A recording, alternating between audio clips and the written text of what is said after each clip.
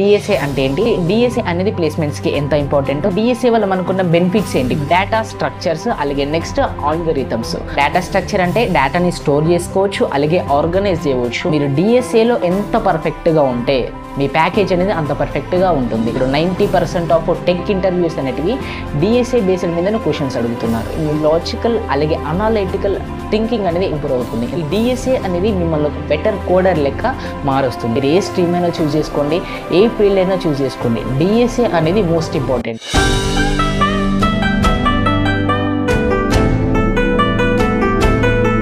Hi hello నమస్తే, welcome to my YouTube channel హర్షపెటెక్. So మనం ఈ వీడియోలో డిఎస్ఏ అంటే ఏంటి, డిఎస్ఏ ప్లేస్మెంట్స్కి ఎంత ఇంపార్టెంట్, అలాగే డిఎస్ఏ వల్ల మనకు బెనిఫిట్స్ ఏంటి అనే దాని గురించి మాట్లాడు. ఒకవేళ కనుక మీకు ఈ వీడియోస్ నచ్చుతున్నట్టయితే లైక్ చేయండి. సో లైక్ చేయడం మాత్రం అసలు మర్చిపోకండి. మీరు ఈ వీడియోని లైక్ చేస్తే ఈ వీడియో అందరికీ రికమెండ్ అవుతుంది, సో దట్ అందరూ కూడా ఇన్ఫర్మేషన్ తెలుసుకోగలుగుతారు. సో ఒక 2 seconds ఆఫ్ మీ టైంని కేటాయించి వీడియోని మాత్రం ఖచ్చితంగా లైక్ చేయండి. అలాగే మీ ఫ్రెండ్స్ ఎవరైతే ఉన్నారో డిఎస్ఏ అంటే తెలియని వాళ్ళు కూడా షేర్ చేయండి. అలాగే ఇలాంటి మరో ఇన్ఫర్మేటివ్ అండ్ ఎడ్యుకేషనల్ వీడియోస్ కోసం మన ఛానల్ని సబ్స్క్రైబ్ చేసుకొని పక్కనున్న బెల్ ఐకాన్ని ప్రెస్ చేయండి, సో దట్ ఎవ్రీ వీడియో కూడా నోటిఫికేషన్లో ఉంది. ఈ వీడియో నేను ఒక 3 parts లెక్క డివైడ్ చేస్తున్నాను, వినండి. ఫస్ట్ పార్ట్ వచ్చేసి డిఎస్ఏ అంటే ఏంటి, నెక్స్ట్ వచ్చేసి డిఎస్ఏ అనేది ప్లేస్మెంట్స్కి ఎంత ఇంపార్టెంట్, అలాగే థర్డ్ వన్ డిఎస్ఏ వల్ల మనకున్న బెనిఫిట్స్ ఏంటివి అనే దాని గురించి మాట్లాడుకుందాం. సో ఫస్ట్ థింగ్ డిఎస్ఏ అంటే ఏంటి. డిఎస్ఏలో మనకు మొత్తం 2 topics ఉంటాయి. ఫస్ట్ టాపిక్ వచ్చేసి డేటా స్ట్రక్చర్స్, అలాగే next algorithms. So data structures అంటే ఏదైతే డేటాని స్టోర్ చేసుకొని ఆర్గనైజ్ చేస్తుందో సో దాన్ని మనం డేటా స్ట్రక్చర్ అంటాము. అలాగే ఆల్గరిథం అంటే ఒక స్టెప్ బై స్టెప్ ప్రాసెస్, ఆ స్టెప్ బై స్టెప్ ప్రాసెస్ని మనము ఆల్గరిథం అంటాం. సో ఇవి రెండింటి కాంబినేషనే DSA, data structures and algorithms. So ఒక రియల్ వరల్డ్ ఎగ్జాంపుల్ చెప్తాను, మీకు చాలా మంచిగా అర్థమవుతుంది, వినండి. ఫర్ ఎగ్జాంపుల్ ఒక అప్లికేషన్ని మనం కన్సిడర్ చేసుకున్నాం, వెదర్ అది ఏదైనా ఒక ఆన్లైన్ షాపింగ్ అప్లికేషన్ అనుకోండి. సో ఆ ఆన్లైన్ షాపింగ్ అప్లికేషన్కి మనం వెళ్ళిన తర్వాత దాంట్లో మనం ఏం చేస్తాం, క్యాజువల్గా మనకి ఏదైతే రిక్వైర్మెంట్ ఉందో దాన్ని మనం సెర్చ్ చేస్తాం కదా. సో ఆ సర్చింగ్ని మనము ఆల్గరిథం అంటాము, ఓకేనా. ఆ సర్చింగ్ ఏమంటాము, ఆల్గరిథం అంటాము. ఆ తర్వాత అవును సర్చింగ్ చేస్తాము, సర్చింగ్ చేసిన తర్వాత మన రిక్వైర్మెంట్ ఏదైతే ఉందో మనకు అది దొరికిన తర్వాత దాన్ని మనం ఏం చేస్తాము, మళ్ళీ దొరకదేమో అని కార్టులో యాడ్ చేసుకుంటాము, ఓకేనా. కార్టులో యాడ్ చేస్తాము కదా. సో కార్టులో యాడ్ చేసినప్పుడు ఏమవుద్ది, ఏదైతే ప్రోడక్ట్ ఉందో అది స్టోర్ అవుతుంది. స్టోర్ అయిన తర్వాత దాన్ని మళ్ళీ మనం ఆర్గనైజ్ చేసుకోవచ్చు, ఎలా అంటారా. సో అది దాన్ని ఏమంటాము, డేటా స్ట్రక్చర్ అంటాము. సో ఇలా అంటే ఆన్లైన్ షాపింగ్ దాంట్లో మనం సర్చింగ్ చేయడం అనేది ఆల్గరిథము, అలాగే సెర్చ్ చేసిన ప్రోడక్ట్ ఏదైతే దొరికిందో దాన్ని కార్ట్లో యాడ్ చేసుకోవడము డేటా స్ట్రక్చర్. సో ఈ రెండింటి కాంబినేషనే DSA, data structure and algorithm. So ఇది డేటా స్ట్రక్చర్ అండ్ ఆల్గరిథం అనేది. సో సింపుల్గా డేటా స్ట్రక్చర్ అంటే డేటాని స్టోర్ చేసుకోవచ్చు, అలాగే ఆర్గనైజ్ చేయవచ్చు. అలాగే ఆల్గరిథం అంటే ఏంటి, ఆల్గరిథం అంటే మనము స్టెప్ బై స్టెప్ ప్రొసీజర్ని చేయవచ్చు, ఓకేనా. సో ఇది డేటా స్ట్రక్చర్ అండ్ ఆల్గరిథం అంటే. సో ఈ డేటా స్ట్రక్చర్ అండ్ ఆల్గరిథం అనేది ప్లేస్మెంట్స్కి చాలా ఇంపార్టెంట్. ఎందుకంటే మీరు ఏ ప్లేస్మెంట్కి వెళ్ళినా కూడా మీకు ఇంటర్వ్యూ రౌండ్ ఉంటుంది, హెచ్ఆర్ రౌండ్ ఉంటుంది, ఇలా చాలా రౌండ్స్ ఉంటాయి కదా.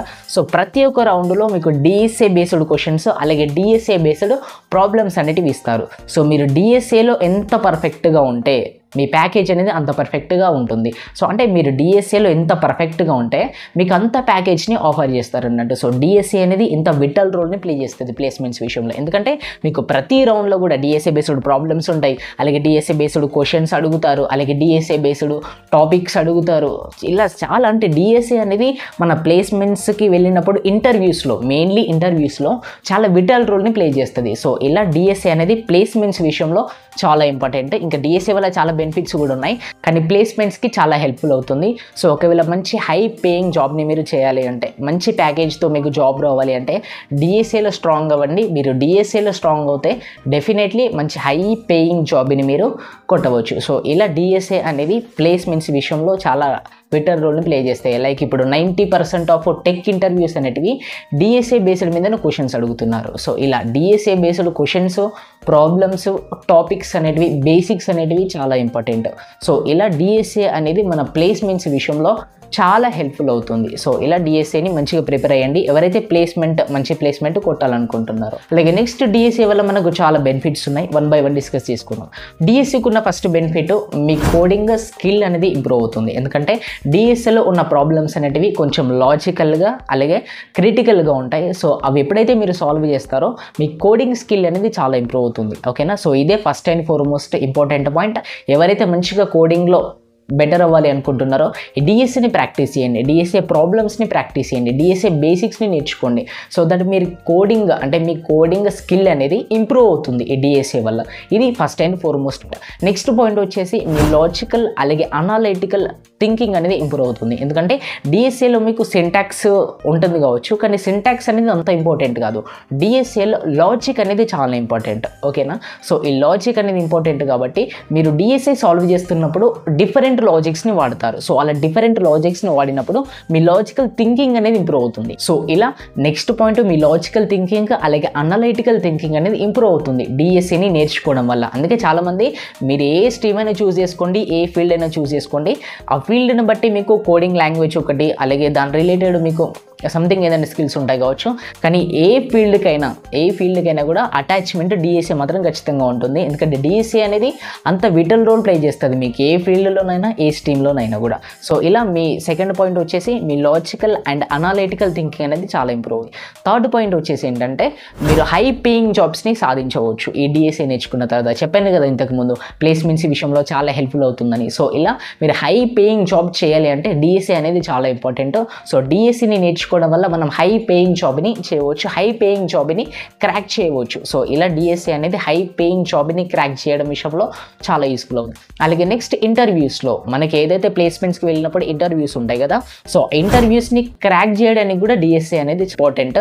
సో ఇంటర్వ్యూస్ని క్రాక్ చేయడానికి కూడా డిఎస్ఏ అనేది చాలా హెల్ప్ఫుల్ అవుతుంది. డిఎస్ఏ అనేది మిమ్మల్ని ఒక స్ట్రాంగ్ కోడర్ లాగా చేస్తుంది. ఓకేనా? ఎందుకంటే చెప్పాను కదా డిఎస్ఏలో సింటాక్స్ కంటే లాజిక్ అనేది చాలా ఇంపార్టెంట్.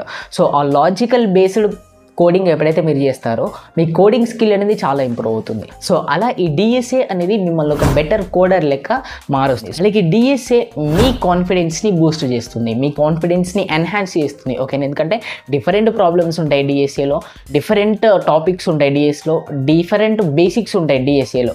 సో అవన్నీ నేర్చుకోవడం వల్ల మీ కాన్ఫిడెన్స్ అనేది బూస్ట్ అవుతుంది. ఎందుకంటే మీరు డిఎస్ఏలో నేర్చుకున్న టాపిక్స్ అనేవి మీకు వేరే ప్రోగ్రామింగ్ లాంగ్వేజెస్లో కూడా చాలా హెల్ప్ఫుల్ అవుతాయి. సో ఇలా డిఎస్ఏ అనేది మీ కాన్ఫిడెన్స్ని కూడా ఎన్హాన్స్ చేస్తుంది. సో ఇలా బెనిఫిట్స్ చెప్పాను కదా. సో చాలా బెనిఫిట్స్ ఉంటాయి డిఎస్ఏ వల్ల. మీరు ఏ స్ట్రీమ్ అయినా చూస్ చేసుకోండి, ఏ ఫీల్డ్ అయినా చూస్ చేసుకోండి, డిఎస్ఏ అనేది మోస్ట్ ఇంపార్టెంట్. మీకు ఏ విషయంలో చూసుకున్నా, లైక్ ప్లేస్మెంట్స్ విషయంలో చూసుకున్నా, మీ హయ్యర్ స్టడీస్ విషయంలో చూసుకున్నా, లేదా మీకు లాజికల్ నాలెడ్జ్ కావాలని చూసుకున్నా, లేదా మీకు కోడింగ్ నాలెడ్జ్ కావాలని చూసుకున్నా, లేదా ఏ విషయంలోనైనా కూడా డిఎస్ఏ అనేది చాలా ఇంపార్టెంట్. ఓకేనా? సో ఈ డిఎస్ఏ నేర్చుకుంటే మీరు ఏదైనా కూడా క్రాక్ చేయవచ్చు, మీరు ఏదైనా కూడా నేర్చుకోవచ్చు, ఇంకా మచ్ నాలెడ్జ్ని గెయిన్ చేసుకోవచ్చు డిఎస్ఏ వల్ల.